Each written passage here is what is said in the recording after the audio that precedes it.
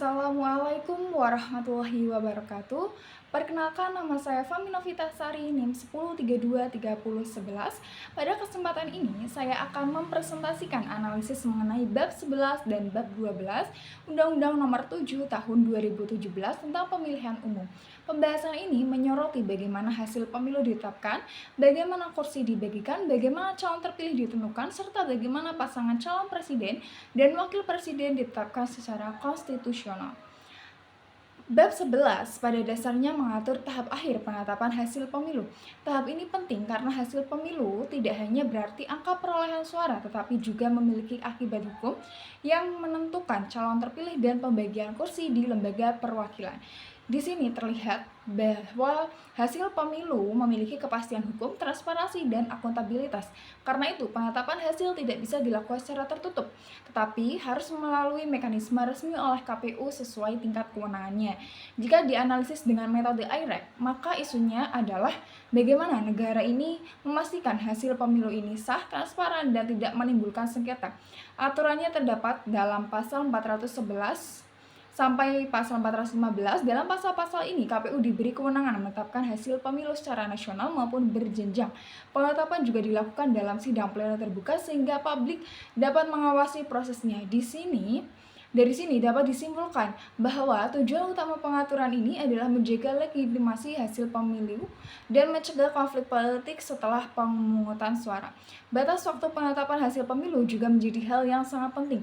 KPU menetapkan hasil nasional paling lambat 35 hari setelah pemungutan suara, KPU provinsi paling lambat 25 hari, dan KPU kabupaten kota paling lambat 20 hari. Batas waktu ini dibuat untuk menciptakan kepastian hukum, menjaga stabilitas politik, dan mempercepat pembentukan pemerintahan hasil pemilu.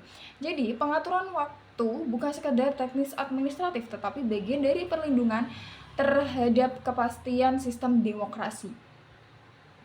Selanjutnya, pada pasal 414 mengatur ambang batas parlemen atau parliamentary threshold sebesar 4% suara sah nasional untuk DPR. Artinya, tidak semua partai otomatis ikut dalam pembagian kursi DPR. Kebijakan ini dimaksudkan untuk menyederhanakan sistem kepartaian agar pemerintah lebih efektif dan stabil. Namun, ketentuan ini juga sering diperdebatkan karena dianggap dapat membatasi representasi partai kecil di parlemen. Jadi, di sini ada keseimbangan antara efektivitas pemerintahan dan keterwakilan politik. Pembagian kursi DPR dan DPRD dilakukan dengan metode bilangan pembagi ganjil, yaitu 1, 3, 5, 7, dan seterusnya. Metode ini digunakan untuk membagi kursi secara proporsional berdasarkan suara partai politik. Dengan sistem ini, kursi diberikan kepada partai yang memperoleh nilai tertinggi secara berurutan sampai semua kursi di daerah pemilihan habis terbagi. Ini menunjukkan bahwa sistem pemilu legislatif Indonesia berusaha menjaga proporsionalitas antara suara rakyat dan kursi yang diperoleh. Masuk ke bab 12, pengaturan lebih luas karena menyangkut penetapan perolehan kursi calon terpilih dan pasangan calon presiden serta wakil presiden terpilih. Untuk pasangan calon presiden dan wakil presiden, pasal 416 mensyaratkan kemenangan lebih dari 50% suara sah nasional serta sedikitnya 20% suara di lebih dari setengah jumlah provinsi. Ini berarti kemenangan tidak cukup hanya besar secara nasional, tetapi juga harus memiliki sebaran dukungan wilayah yang luas. Tujuannya jelas, yaitu agar presiden dan wakil presiden terpilih memiliki legitimasi nasional yang kuat. Bab 12 ini juga menunjukkan hubungan yang erat antara Undang-Undang Pemilu dan Undang-Undang Dasar 1945. Penetapan pasangan calon terpilih dilakukan dalam sidang pleno KPU dan hasilnya disampaikan kepada lembaga-lembaga negara terkait seperti MPR, DPR, DPD, Mahkamah Agung, Mahkamah Konstitusi, Presiden, partai politik pengusul, dan pasangan calon terpilih. Artinya, hasil pemilu ini tidak berhenti pada KPU tetapi masuk ke dalam sistem ketatanegaraan secara keseluruhan. Inilah yang membuat proses pemilu memiliki nilai konstitusional bukan hanya administratif saja. Untuk calon legislatif, pasal 421 sampai pasal 423 mengatur bahwa calon terpilih DPR dan DPRD ditentukan berdasarkan suara terbanyak.